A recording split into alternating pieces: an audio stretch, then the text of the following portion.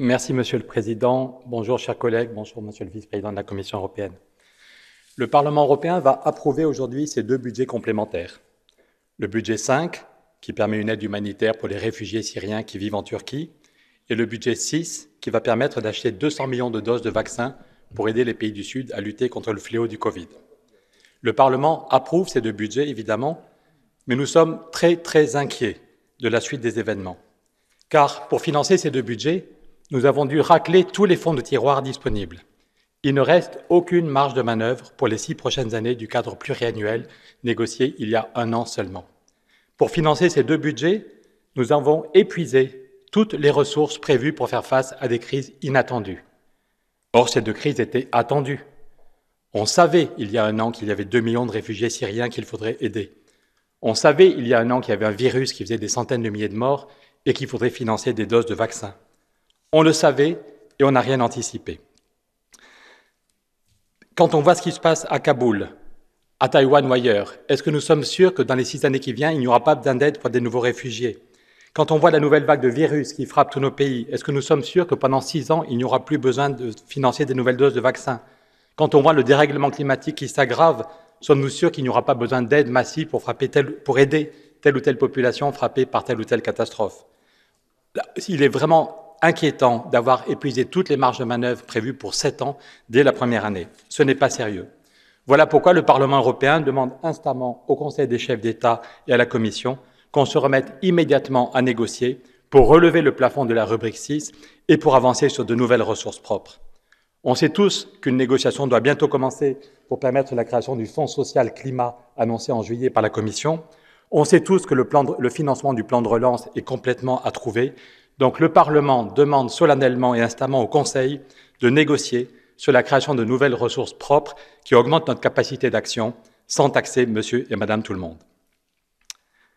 Monsieur le Président, Monsieur le Vice-président, chers collègues, nous avons tous conscience de l'urgence climatique. L'été dernier, il y a eu 700 morts au Canada à cause de la canicule. Il y a eu 200 morts en Belgique ou en Allemagne à cause des inondations. Pour éviter le chaos qui vient, il faut éviter le blabla. Il est temps de déclarer la guerre au dérèglement climatique et à la précarité. Oui, déclarer la guerre. C'est la seule guerre qui ne fera aucune victime et qui évitera des millions de morts. C'est la seule guerre qui peut rassembler les peuples au lieu de les opposer. Mais le nerf de la guerre, c'est l'argent. Et si on n'a pas d'argent, on reste dans le blabla. Et là, j'ai une mauvaise nouvelle, je viens de le dire, pour le moment, on n'a pas d'argent. Si on tient compte de l'inflation, le budget 2022 sera plus petit que le budget 2019. Et pour financer les budgets complémentaires, 5 et 6, on vient de vider toutes les marges de manœuvre disponibles pour les 6 prochaines années. Donc si on ne dégage pas très vite de nouveaux moyens, d'ici 1 an ou 2, quand il y aura une nouvelle crise de réfugiés, crise climatique, crise sanitaire, à chaque fois qu'on cherchera de l'argent, nous devrons dire « désolé, mais l'Europe est à sec, désolé, nous n'avons pas d'argent ». Est-ce que c'est cela que nous voulons? Mes amis, les solutions existent. Il y a 1 an, le 13 novembre, nous avons tous approuvé un rapport. Le Parlement, je vais vous le redonner, Monsieur le Vice-président, a approuvé un rapport avec des solutions pour financer un vrai plan climat. 5 solutions mises en avant. Et parmi elles, la solution la plus efficace, l'une des plus efficaces en volume et la plus mûre, c'est une idée de taxer la spéculation qui pourrait rapporter jusqu'à 57 milliards par an. 57 milliards par an.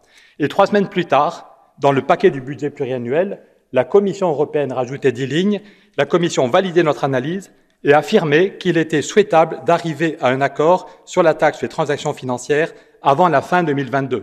Il y a 1 an, la Commission européenne affirmait qu'il est souhaitable d'arriver à un accord sur la TTF avant la fin 2022. 1 an plus tard, les marchés financiers sont à un niveau jamais vu, mais la négociation est bloquée par la France, hélas. Mes amis, que dirons-nous à nos enfants? Nous vous laissons un monde invivable parce que nous n'avons pas eu le courage de taxer la spéculation? Nous avons laissé le climat partir en vrille parce que nous n'avons pas voulu nous opposer à quelques milliardaires? Nos enfants vont nous détester, ils auront raison. Mes amis, réveillons-nous. Merci.